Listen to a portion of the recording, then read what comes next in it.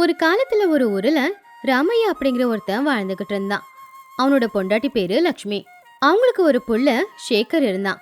அவங்க குடும்பம் ரொம்பவும் ஏழை குடும்பம். தினமும் கஷ்டப்பட்டு சம்பாதிக்கிற பணம் எல்லாமே அன்னைக்கு 3 வேளை சாப்பிடுறதுக்கே சரியா போய்கிட்டு இருந்துச்சு. பணத்தை சேர்த்து வைக்கிறதுக்கு வழியே இருக்கல. ஆனா ராமையா ரொம்பவும் புத்திசாலி. மத்தவங்க மனசுல என்ன இருக்கு அப்படின்னு புரிஞ்சுக்கிட்டு அத அவனுக்கு சாதகமா பயன்படுத்திக்கிற அளவுக்கு புத்திசாலி. ஏதாவது வேலை கிடைச்சுதாங்க? இல்ல, வேலை தேடிக்கிட்டு தான் இருக்கேன். வேலை தான் கிடைக்க மாட்டேங்குது. இப்படி சொன்னா எப்படிங்க? நம்ம ஊர் தலைவரான ரகுராம் ஐயாவை பார்க்க போலான்னு இருக்கேன். அவரு ரொம்ப நல்ல மனுஷன். நிச்சயம் நல்ல வேலையா தான் கொடுப்பாரு. சரி, அப்படின்னா போய் பாருங்க. அப்படி ராமையா ஊர் தலைவர்கிட்ட போனா. என்ன ராமையா இங்க வந்திருக்க? உங்களுக்கு தெரியும்லங்க ஐயா, வேலை இல்லாம நான் ரொம்ப கஷ்டப்பட்டுக்கிட்டு இருக்கேன். அதான் நீங்க எதனா நல்ல வேலையா கொடுப்பீங்கன்னு. அதுக்கு என்ன ராமையா, நானே வேலை கொடுக்குறேன், இங்கேயே வேலை பாரு. ரொம்ப நன்றிங்க ஐயா, எனக்கு தெரியும் நீங்க நிச்சயம் வேலை கொடுப்பீங்கன்னு. ஆமா ராமையா, உன்னை பத்தி நிறைய கேள்விப்படுறேன். நீ தான் இந்த ஊர்லயே பெரிய புத்திசாலியாமே. உன் அறிவை சோதிச்சு பார்க்கலான்னு இருக்கேன். என்ன சொல்ற? நான் என்னங்க ஐயா புத்திசாலி? எல்லாரும் அப்படிதான் நினச்சிக்கிட்டு இருக்காங்க.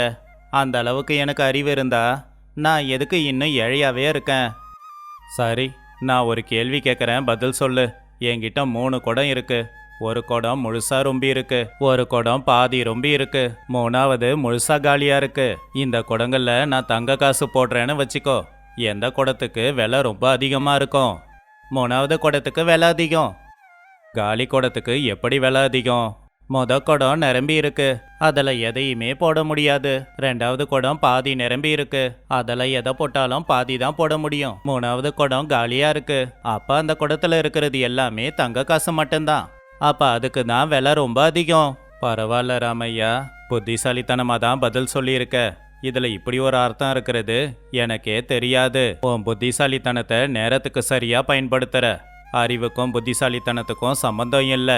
உனக்கு அறிவு இருக்கு, அதை நல்லபடியா பயன்படுத்து. உனக்கு தெரியும்ல, என்கிட்ட யார் வேலை செஞ்சாலும் அவங்க புத்திசாலிங்களா இருக்கணும். எந்த நேரத்துல என்ன முடிவு எடுக்கணும்னு அவங்களுக்கு தெரிஞ்சிருக்கணும். சரிங்க ஐயா. இப்படி சில நாட்களும் போச்சு. ராமையா ரகுராமையா கிட்ட வேலை பார்த்துக்கிட்டு இருந்தான். ராமையா, உன்கிட்ட ஒரு விஷயம் சொல்லணும். என்னங்கய்யா அது? நான் உன்கிட்ட சொல்றத வேற யாருக்கிட்டையும் சொல்லாத. நேற்று ராத்திரி நம்ம வீட்டில் ஒரு திருட்டு நடந்திருக்கு. வீட்டில் இருந்த எல்லா தங்கத்தையும் திருடிக்கிட்டு போயிட்டாங்க. இந்த விஷயம் ஊருக்குள்ள தெரியக்கூடாது. அப்படி தெரிஞ்சா ஊரோட தலைவராலேயே வீட்டை பாதுகாக்க முடியலன்னு எல்லாம் சொல்லுவாங்க. அப்ப இதுக்கு வேற எதனா வழி இருக்குங்க ஐயா. உன்னால தான் அந்த வழியை யோசிக்க முடியும். அது உனக்கு தான் தெரியும். எனக்கு யோசிக்கிறதுக்கு கொஞ்சம் நேரம் வேணுங்க ஐயா. உனக்கு வேணுங்கிற அளவுக்கு நேரத்தை எடுத்துக்கோ. ஆனா நகையை கண்டுபிடிக்கிறது உன்னோட பொறுப்பு. என்கிட்ட இப்பவே ஒரு யோசனை இருக்குங்க ஐயா. அது என்ன யோசனை ராமையா? உங்க நகைங்க எல்லாம் திரும்ப கிடைச்சதுக்கு அப்புறமா நான் சொல்றேங்க ஐயா. சரி, உன்னோட விருப்பம். இப்ப என்ன செய்யலான்னு இருக்க? நான் இன்னையிலிருந்து உங்க வீட்டில் ராத்திரி நேரத்துல காவலுக்கு இருக்கேங்க ஐயா. சரி ராமையா. அப்படி அன்னையிலிருந்து ராமையா ராத்திரி நேரத்துல ரகுராமையாவோட வீட்டுக்கு காவலுக்கு இருந்தான். ஒரு நாள் எங்கிருந்தோ ஏதோ சத்தம் கேட்டுச்சு. என்னடா சத்தம் அப்படின்னு அந்த சத்தம் வர பக்கம் நடந்து போனா ராமையா. அங்க 2 திருடனுங்க இப்படி பேசிக்கிட்டு இருந்தாங்க. நேத்து அந்த ரகுராமையா வீட்டுக்கு திருடுறதுக்கு போனமேடா. அப்ப பாதி தங்கத்தை தான் திருடிக்கிட்டு வந்தோம். முழுசா எல்லா தங்க நகையும் திருடிட்டு வந்திருந்தோம்னா சந்தோஷமா இருந்திருக்கும். ஊர்ல இருக்கிற ஒரே ஒரு பணக்கார ஆளு ரகுராமையா மட்டும்தான். இன்னைக்கு போய் எல்லாத்தையும் திருடிக்கிட்டு வருவோம். சரி சரி. திருடனுங்க பேசினது கேட்டு ராமையா வேகமா ரகுராமையாவோட வீட்டுக்கு போய் அவன் படுத்து தூங்குற மாதிரி நடிச்சுக்கிட்டு இருந்தான். கொஞ்ச நேரத்துல திருடனுங்க அங்க வர சத்தம் கேட்டு, இங்க திருடுறதுக்கு எவன் வந்தாலும் சரி, திருடனையே மிஞ்சின பெரிய திருடன் உள்ள இருக்கான். அவங்கிட்ட மாட்டீங்கன்னா அவ்வளவுதான் உங்க கதி. வீட்டுக்குள்ள போய் உயிரை விடுறதும் இல்ல வந்த வழியே திரும்ப போய் உயிரை காப்பாத்திக்கிறதும் உங்க இஷ்டம்.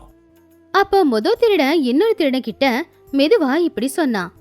இவன் சொல்றத பார்த்தா பெரிய திருடன் வீட்டுக்குள்ள இருக்கான் போலடா. நாம இனி திருடுறதையே விட்டுடணும்.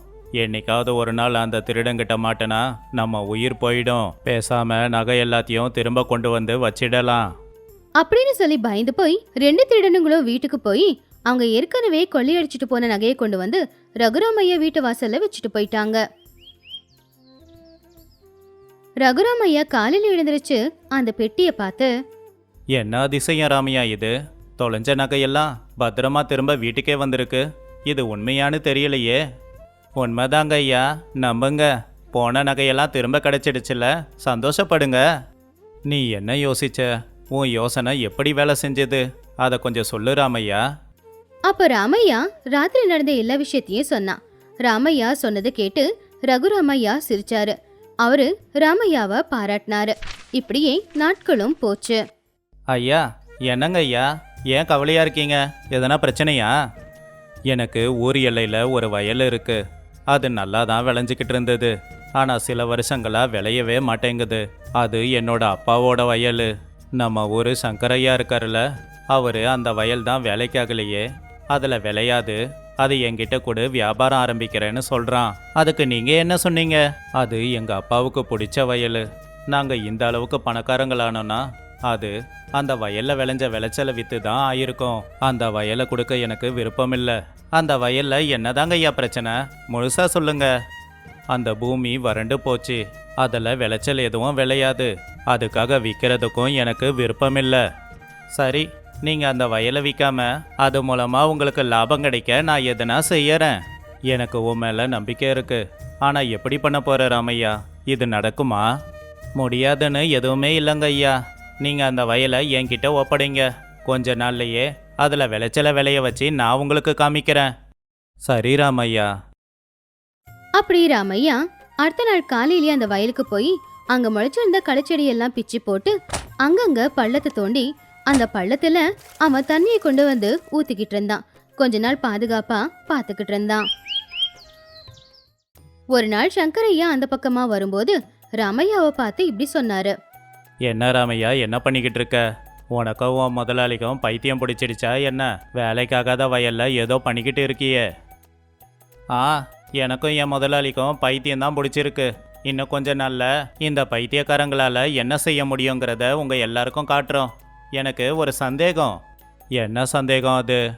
நீ சொன்ன மாதிரி எனக்கும் என் முதலாளிக்கும் பைத்தியம். நாங்க இந்த வயல்ல பயிர் வைக்கலாமான்னு பார்த்துக்கிட்டு இருக்கோம். ஆனா நீ எங்களை விட பெரிய பைத்தியம். இல்லைனா வேலைக்காகாத இந்த வயலை கொடுன்னு எதுக்காக கேட்டுக்கிட்டு இருக்க? ரொம்ப திமிருடா உனக்கு. உன்கிட்ட என்ன இருக்குன்னு இவ்வளோ திமிரு? நீ சாதாரண கூலிக்காரன். என்னைய பார்த்து கேள்வி கேட்காத. நான் கூலிக்காரன்தான். அது மட்டும் இல்லை, நான் ஒரு ஏழையும் கூட. எனக்கு திமிரெல்லாம் இல்லை. நேரத்துக்கு தகுந்தாப்புல யோசிக்கிற அறிவு இருக்கு. திமிரில் உங்களை யாருன்னா இந்த ஊரில் மிஞ்ச முடியுமா? சங்கரையா அவனுடைய மனசுக்குள்ள, இவன் என்ன திட்டுறானா இல்லை புகழ்றானா?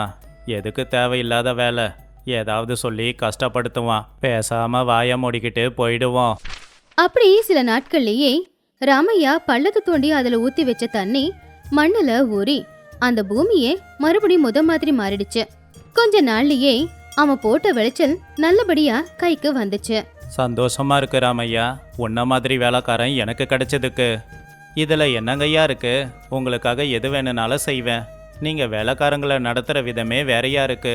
நீங்க வேலைக்காரங்களை வேலைக்காரங்களா பார்க்காம உங்க வீட்டுல ஒருத்தரா பாக்குறீங்க பாருங்க. அதுதான் பெரிய விஷயம். சொல்ல போனா இது எல்லாத்துக்கும் நீங்க தான் காரணம். உன்னால முடியும், நீ செய்யிடான்னு தைரியம் கொடுக்குறீங்க இல்லையா?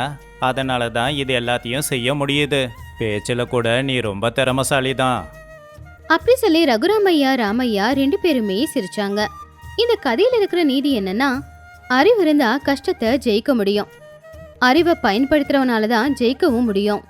வாழ்க்கையில கஷ்டப்பட்டு உழைச்சோம்னா அதுக்கான பலன் நிச்சயமா கிடைக்கும். அதே மாதிரி பிரச்சனைகள் வரும்போது அறிவோட நாம யோசிச்சு செயல்பட்டோம்னா வாழ்க்கையில நாம முன்னேறலாம். சீதாராமபுரம் அப்படிங்கிற ஒரு அழகான கிராமத்துல கோபால் அப்படிங்கிற தோல் பொம்மை விக்கிற வியாபாரி இருந்தான். அவனும் அவனுடைய மனைவியான ராதாவும் ரெண்டு பேரும் சேர்ந்து பொம்மைகளை தயார் பண்ணி ஊரூரா போய் அந்த பொம்மைகளை வித்து குடும்பத்தை பார்த்துக்கிட்டு இருந்தாங்க. ஒரு நாள் கோபால், ராதா, திருவிழா வரப்போகுதில்ல, நமக்கு நிறைய பொம்மைங்க தேவைப்படும். ஒரே இடத்துல வியாபாரம் பண்ணா நிறைய விற்காது. நீ இங்கே வித்துக்கிட்டு இரு. நான் ஊர் முழுக்க சுத்தி பொம்மையெல்லாம் வித்துட்டு வரேன். அப்படியே செய்யலாங்க. அந்த கடவுள் புண்ணியத்துல நிறைய பேர் வந்து பொம்மை வாங்குவாங்க, நம்ம வியாபாரமும் நல்லா தான் நடக்கும். ஆனா நம்ம சம்பாதிக்கிற பணத்தை பார்த்து பொறாமப்படுற தோல் வியாபாரிங்க நமக்கு தோல் கொடுக்க மாட்டேன் அப்படின்னு சொல்லிட்டாங்களே. தோல் இல்லாம பொம்மை எப்படி செய்யறது? அத பத்தி ஏதாவது யோசிச்சிங்களா? அட பைத்தியக்கார ராதா, தோல் விற்கிற வியாபாரிங்க இந்த ஊர்ல மட்டுமா இருக்காங்க? சுத்தி இருக்கிற எல்லா ஊர்லயுமே இருக்காங்க. யாரு எப்ப வந்து தோல் வாங்குவாங்கன்னு காத்துக்கிட்டு இருக்காங்க. அத பத்தி எல்லாம் நீ எதுவும் யோசிக்காத. அப்படின்னு சொல்லி கோபால் சில பொம்மைகளை அவனுடைய பொண்டாட்டி கிட்ட கொடுத்து அவன் சில பொம்மைகளை எடுத்துக்கிட்டு சுத்தி இருக்கிற ஊருங்களை விக்கிறதுக்காக காலையிலேயே அவன் கிளம்பிட்டான். காலையில இருந்து வெயில்ல சுத்திக்கிட்டு இருக்கேன். ரொம்ப தாகமா வேற இருக்கு. தண்ணி பாட்டிலும் கொண்டு வரல. இங்க எங்கேயும் ஒரு கிணத்த கூட காணுமே. ஆ, அதோ அங்க ஒரு வீடு இருக்கு. தம்பி, ரொம்ப தாகமா இருக்கு, கொஞ்சம் தண்ணி கொடுக்குறீங்களா? அப்படின்னு ஒரு வீட்டு வாசல்ல நின்னு கோபால் கேட்டுக்கிட்டு இருந்தான். உடனே அந்த வீட்டை சேர்ந்தவர் கதவை திறந்துக்கிட்டு வெளியில வந்தாரு. தண்ணியும் இல்லை, ஒன்றும் இல்லை. தாகம் எடுக்கும்னு தெரியும்ல, தண்ணி பாட்டில் எடுத்துகிட்டு வர வேண்டியது தானே. நாங்கள் என்ன தண்ணியை சும்மாவா கொடுக்க முடியும்? பக்கத்து ஊருக்கு போய் கொண்டு வந்துக்கிட்டு இருக்கோம். டே சேகரு, நீயா? என்ன தெரியல? டே, நான் தான்டா கோபாலு. டே கோபாலு, நீயாடா? ரொம்ப நாளாச்சுல்ல, அதான் அடையாளம் தெரியலை. தப்பாக எடுத்துக்காத. இந்த ஊரில் தண்ணி பஞ்சம். பக்கத்து ஊருக்கு போய் தான் கொண்டு வந்துக்கிட்டு இருக்கோம். நான் நல்லா தாண்டா இருக்கேன். தண்ணிக்காக பக்கத்து ஊருக்கா போறீங்க? ஏன் உங்கள் ஊரில் தண்ணிக்கு இவ்வளோ கஷ்டம்? அது ஒன்று தான் கஷ்டம்னு நினைக்கிறியா? எனக்கெல்லாம் நிறைய கஷ்டம் இருக்குடா. நான் ஒரு வியாபாரத்தை ஆரம்பித்தேன். அதில் எனக்கு நிறைய நஷ்டம் வந்துடுச்சு. நஷ்டத்திலேயே வியாபாரம் பண்ணி இருந்த சொத்து எல்லாத்தையும் இழந்துட்டேன். பொண்டாட்டி பிள்ளைய பார்த்துக்க முடியாதுன்னு என் பொண்டாட்டி வீட்டில் இருந்து வந்து எல்லாரையும் கூட்டிகிட்டு போயிட்டாங்க. என்னையும் வர சொன்னாங்க. எனக்கு அங்கே போக விருப்பம் இல்லை. அதான் இங்கேயே இருந்து கூலி வேலை பண்ணுறேன். அடிக்கடி போய் என் பொண்டாட்டி பிள்ளைங்கள பார்த்துட்டு வந்துக்கிட்டு இருக்கேன். என்னடா சொல்கிற? சொத்து எல்லாத்தையும் வித்துட்டியா? கூலி வேலைக்கு போறியா? உன் கதையை கேட்டா எனக்கு ரொம்ப கவலையாக இருக்குடா. ஒன்று பண்ணு, நீ இப்போ சும்மா தானே இருக்க, எனக்கு வியாபாரத்தில் கொஞ்சம் உதவி பண்ணு. மாதம் மாதம் நான் உனக்கு சம்பளம் தரேன். டே கோபாலு, நீ செய்கிற உதவியை நான் மறக்க மாட்டேன்டா. சாப்பாடு கூட இல்லாமல் கஷ்டப்பட்டுக்கிட்டு இருக்கேன். எனக்கு வேலை போட்டு கொடுக்குறேன்னு சொல்கிற, இதை விட வேற என்னடா வேணும் எனக்கு? அப்படி கோபால் சேகரை கூடவே கூட்டிக்கிட்டு போனான். அவன் பொம்மை எப்படி விற்கிறான், வியாபாரம் எப்படி நடத்தணும் எல்லாத்தையுமே சேகருக்கு கத்து கொடுத்துக்கிட்டு இருந்தான். ரொம்ப தூரம் போய் வேட்டைக்காரங்க கிட்ட பேசி 3 மாசத்துக்கு ஒரு தடவை வந்து தோல் வாங்கிக்கிட்டு போறதா ஒப்பந்தம் போட்டு அவங்களும் சரின்னு சொல்லி அதுக்கப்புறம் அவங்க அங்கிருந்து ஊருக்கு வந்தாங்க. ராதா, இவன் என்னோட நண்பன், என் சின்ன வயசு நண்பன். இப்போ இவன் ரொம்ப கஷ்டத்தில் இருக்கான். எப்படியும் நம்ம 2 பேரால் எல்லா வேலையும் செய்ய முடியலல்ல, அதான் இவனை துணைக்கி கூட்டிகிட்டு வந்தேன். இவன் நம்ம கூட தான் இருப்பான். இவனையும் நீ நல்லா பார்த்துக்கணும். நிச்சயமாங்க அண்ணன், வாங்க வந்து சாப்பிடுங்க. அப்படி சேகர் சில நாள் கோபாலுடைய ஊர்லயே இருந்து பொம்மைகளை எப்படி செய்யறது, பொம்மைகளை எப்படி கொண்டு போறது, அதை எப்படி விற்கிறது, தோல் எப்படி வாங்குறது எல்லாமே சேகர் கத்துக்கிட்டு இருந்தான். கோபால் கொஞ்ச நாளுக்கு அப்புறமா சேகர் கிட்ட இப்படி சொன்னான். டே சேகரு, வியாபாரம் எப்படி பண்ணுறதுன்னு கற்றுக்கிட்டல்ல. இன்னைக்கு ராதா ஊருக்குள்ளே மரபொம்மை விற்க போகிறா. நீ பக்கத்து ஊருக்கு போய் தோல் பொம்மையெல்லாம் விற்றுட்டு வா. நானும் பட்டணத்துக்கு போய் நாம் தயார் பண்ண பொம்மை எல்லாத்தையும் விற்றுட்டு வரேன். சரிடா, ஆனால் நான் பக்கத்து ஊருக்கு போகல, என் பொண்டாட்டியோட ஊருக்கு போகிறேன். அங்கே நிறைய பணக்காரங்க இருக்காங்க. அவங்களுக்கெல்லாம் நம்ம பொம்மை பிடிச்சா நம்ம வியாபாரம் நல்லா நடக்கும். ஆனால் அந்த ஊர் ரொம்ப தூரம், போகிற கொஞ்சம் செலவு அதிகமாகும். இதுவும் நல்ல யோசனை தான்டா. வழி செலவுக்கு ஏன் யோசிக்கிற? அதோ அங்கே பணப்பெட்டி இருக்கு பாரு. எவ்வளோ பணம் வேணுமோ நீ எடுத்துக்கோ. இந்த தடவை வரும்போது உன் பொண்டாட்டி பிள்ளைங்கள கூட்டிகிட்டு வந்துடு. இங்கே ஒரு வீடை எடுத்துக்கிட்டு நீ சந்தோஷமா இருக்கலாம். அப்படி சொன்ன உடனே சேகர் உடனே வீட்டுக்குள்ளார போய் பணப்பெட்டியில எவ்வளவு பணம் இருக்கு அப்படின்னு எண்ண ஆரம்பிச்சான். ஆனா அதையெல்லாம் கவனிக்காம கோபால் ராதா 2 பேருமே வியாபாரத்துக்கு வெளியில கிளம்பிட்டாங்க. இதுதான் சரியான வாய்ப்புன்னு நினைச்ச சேகர் அந்த பெட்டியில இருக்கிற பணம் எல்லாத்தையுமே எடுத்துக்கிட்டு தயார் பண்ணி வச்சிருந்த பொம்மைகளை எல்லாத்தையும் மூட்டை கட்டிக்கிட்டு ஊரை விட்டு கிளம்பிட்டான். ராத்திரி நேரமும் ஆச்சு. கோபால ராதாவும் வீட்டுக்கு வந்து சேர்ந்தாங்க. என்னங்க இது, அண்ணன் இன்னும் வீட்டுக்கு வரவே இல்ல? அதான் நானும் யோசிக்கிட்டு இருக்கேன் ராதா. காலையில் போனவன் இன்னும் வீட்டுக்கு வரலையே. ஒரு வேலை எதனா ஆயிருக்குமோ? இல்லை, ரொம்ப நாளைக்கு அப்புறம் மாமியார் வீட்டுக்கு போயிருக்கான்ல, அவங்க மரியாதை கொடுத்து அங்கேயே தங்க சொல்லியிருப்பாங்க. ஆமாங்க, அந்த ஊர் முழுக்க பொம்மையை விற்கலான்னு முடிவு பண்ணிருக்காரு போல. அதனால செஞ்சு வச்சிருந்த எல்லா பொம்மையையும் அண்ணன் எடுத்துட்டு போயிருக்காரு. அவன் கஷ்டப்பட்டு உழைக்கிறவன். சரி, பணப்பெட்டியிலிருந்து ஒரு 200 ரூபாயை கொண்டு வந்து கொடு. நாளைக்கு போய் தோல் வாங்கிட்டு வரேன். சரிங்க அப்படின்னு பணப்பெட்டியை போய் பார்த்தா அந்த பணப்பெட்டியில ₹1 கூட கிடையாது. என்னங்க இது, பணப்பெட்டி காலியா இருக்கு. முந்தானேத்து தானே ₹500 கொண்டு வந்து வச்சோம். சுத்தி இருக்கிற எந்த ஊருக்கு போனாலும் மிஞ்சி போனா ₹50 மேல செலவாகாதே. அப்படி இருக்கும்போது அன்னையே மொத்த ₹500 எடுத்துட்டு போனாரு. ராதா, என்ன பேசிக்கிட்டு இருக்க? அவன் என் நண்பன். அவன் மேல ஏன் திருட்டு பழி போடுற? இன்னுமா உங்களுக்கு புரியல? உங்க நண்பன் உங்களை ஏமாத்தினது. நீங்க அவரை நம்பி பணத்தை அவர்கிட்ட ஒப்படைச்சிங்க. வியாபாரம் எப்படி பண்ணணும்ன்றதையும் கத்து கொடுத்துட்டீங்க. அவரு பண பொம்மை எல்லாத்தையுமே எடுத்துக்கிட்டு போயிட்டாரு. கடவுளே, விற்கிறதுக்கு பொம்மையும் இல்ல, பொம்மை தயார் பண்றதுக்கு தோல் வாங்குறதுக்கு கையில பணமும் இல்ல. இன்னையில இருந்து நம்ம என்ன பண்ண போறோம்?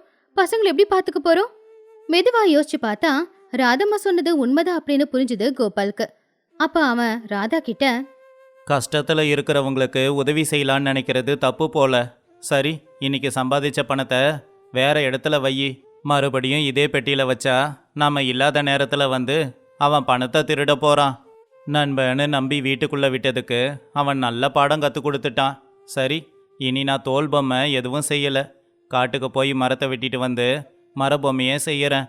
பழைய துணியை வச்சு தேங்காய் நாரை வச்சு பலவிதமான பொம்மைங்களை செஞ்சு அதை கொண்டு போய் விற்கலாம். அப்படி கோபாலும் அவனுடைய மனைவியும் கஷ்டப்பட்டு பலவிதமான பொம்மைகளை செஞ்சு ஊரூரா சுத்தி அந்த பொம்மைகளை வித்துக்கிட்டு இருந்தாங்க. செஞ்ச தோல் பொம்மையை விட மரபொம்மை வியாபாரம் நல்லபடியா நடந்துச்சு. அவங்களுக்கு நிறைய லாபமும் கிடைச்சது. இப்படியே சில நாட்களும் போச்சு. நாம இருந்த நிலைமையை விட இப்ப நம்ம எவ்வளவோ பரவாயில்லங்க. தோல் பொம்மை செய்யறத விட இந்த மரபொம்மை செய்யறது ரொம்ப சுலபமா இருக்கு. எந்த உயிரையும் கொல்லவும் தேவையில்லை. இப்பதான் சந்தோஷமா இருக்கு. அப்படி அவங்க பேசிக்கிட்டு இருந்தாங்க. அப்பதான் அங்க சேகர் வந்தான். டே கோபாலு, என்னை மன்னிச்சிடுடா. நீ நண்பன்னு நம்பி வீட்டுக்குள்ள விட்டு வியாபாரத்தை கற்றுக் கொடுத்த. ஆனா நான் உனக்கு நம்பிக்கை துரோகம் பண்ணி உன்கிட்ட இருந்த பணம் பொம்மை எல்லாத்தையும் எடுத்துட்டு போய் நான் வித்தேன்டா. ஆனா அதுக்கு அந்த கடவுள் நல்ல தண்டனையா கொடுத்துட்டான். பொண்டாட்டி பிள்ளைங்களோட வாழ்ந்துக்கிட்டு இருந்த வீடு தீப்பிடிச்சிடுச்சு. எங்களுக்கு எதுவும் ஆகலடா. ஆனா எல்லா பொம்மைங்களும் எரிஞ்சு போயிடுச்சு. ஆனா நாளைக்கு சாப்பிட எங்களுக்கு சாப்பாடு கூட இல்லடா. போட்டுக்கிறதுக்கோ மாத்திக்கிறதுக்கோ துணி கூட இல்லை. யாரும் எனக்கு உதவி செய்ய மாட்டேங்கிறாங்க. தயவு செஞ்சு பெரிய மனசு பண்ணி எனக்கு கொஞ்சம் பணம் கடனா கொடுடா. இந்த தடவை நிச்சயமா அந்த பணத்தை உனக்கு வட்டியோட சேர்த்து கொடுக்கறேன். ஒரு தடவை உன்னை தெரியாம நம்பிட்டேன். உன்னை மாதிரி நம்பிக்கை துரோகிய வீட்டுக்குள்ள கூட விட்டுருக்க கூடாது. தயவு செஞ்சு இங்கிருந்து போயிடு. உன்னை மாதிரி ஆளுக்கெல்லாம் குடிக்க தண்ணி கூட கொடுக்க கூடாது. ஆனா பொண்டாட்டி பிள்ளையோட தவிக்கிறேன்னு சொல்றியே, என்னால முடிஞ்ச உதவியை செய்யறேன். தயவு செஞ்சு திரும்ப வந்துடாத. அப்படி கோபால் சேகருக்கு கொஞ்சம் பணத்தை கொடுத்தான்.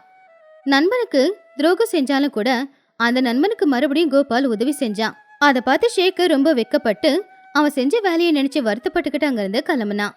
இது இன்னைக்கான கதை. இன்னொரு நல்ல கதையோட உங்களை நான் சந்திக்கிறேன். நன்றி, வணக்கம்.